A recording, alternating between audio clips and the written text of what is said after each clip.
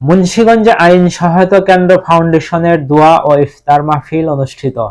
মুন্সিগঞ্জে আইন সহায়তা কেন্দ্র ফাউন্ডেশন আন্তর্জাতিক মানবাধিকার সংস্থার উদ্যোগে দোয়া ও ইফতার মাহফিল অনুষ্ঠিত হয়েছে। মুন্সিগঞ্জ জেলা কমিটির উদ্যোগে এ অনুষ্ঠানের আয়োজন করা হয়। অনুষ্ঠানে প্রধান মেহমান হিসেবে উপস্থিত ছিলেন আইন সহায়তা কেন্দ্র ফাউন্ডেশন বাংলাদেশের পরিচালক তসলিম সরকার। অতিথি হিসেবে উপস্থিত ছিলেন অ্যাডভোকেট মাসুদ আলম ও অ্যাডভোকেট মোস্তাফিজুর রহমান খোকন।